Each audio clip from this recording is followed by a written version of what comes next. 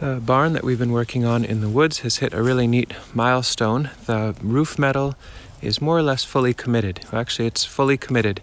The roof is done. We've got most of the angle bracing that we were talking about in the last video set. There might be one or two more.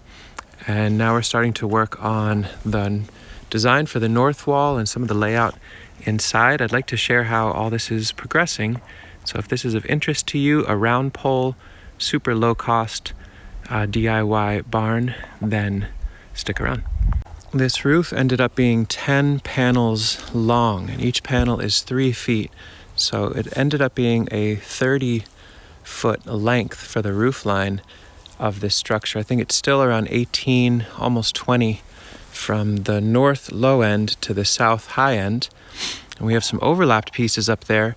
We just ran a really thick silicone bead before we pin them down, and they overlap by at least a foot, maybe 2, almost 3 feet in some spots. So that, even though it's a little wonky looking, should be very secure and hopefully waterproof. One of the next steps with this process is to figure out from this roof area, how do we collect all the water? 30 feet by 20 feet, almost 600 square feet of roof area should be able to collect thousands of gallons of water every summer. And so we'll have to think about a gutter system along here. Where do these IBC totes live? But I think that can happen during the winter and just a little bit before spring. So we'll pause on that for now. I think our next step with this project is to finalize the north wall. This is the lowest side.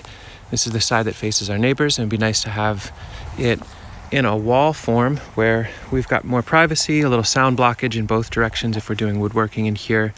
And so what we're gonna do is actually make the first 2/3 of it be in vertical roof metal. I actually went through and cut, we had made a little list of the measurements that we needed and the colors that they were going to be, so we have a pattern there.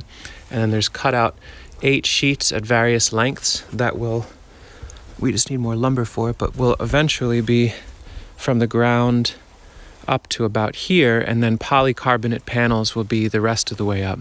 We'll share more notes on that as that part evolves, but it should make for a really nice, sturdy, completely wind-resistant wall that still allows a fair bit of ambient light to peek in across the entire top run. We started very, very rough sketch on how the floor will evolve in this space.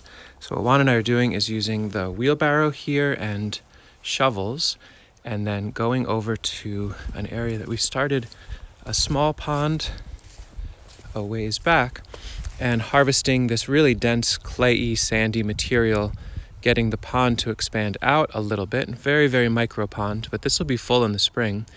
And then so we can have all that soil. We're not trying to bring the level up tremendously, but we're trying to spread it out smoothly through the entire interior and then pack it down with our foot traffic, try to get it as smooth as possible, and then maybe ultimately put something like a sand or a sieved subsoil on top so that it's a really nice packed, tight, uniform floor. That's just something we can chip at as we go. We just put the soil in 1 or 2 of the bays and in just a rough way, but you can see where there's some old roots that are there, there's some divots. The more soil we put in, the more we scuff and kick it around, the more the whole place becomes level. And then we can also add a fair bit of a little berm of soil on the north end, so when the roof metal goes down, if there's some huge deluge or extreme flood event that this channel overflows, it'll have a bumper to keep moving water along this pathway from being able to come into the structure. So it's like a little bit of a flood insurance in, like, you know, the 1/1000th of a time that a rain is so intense that it would almost want to come into here.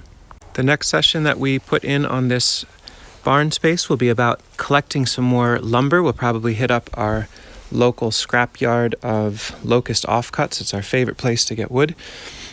We've got all these homemade sawhorses that are now open for business. There's 4 of them.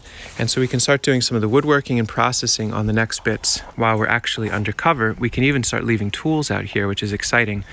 So north wall will go up at some point in the next little while. The floor will get a lot smoother and more packed. And then we'll start thinking about how each of these bays will evolve. What kind of shelving and storage, what sort of workspace and surfaces are we going to use? That'll all come along in another video soon.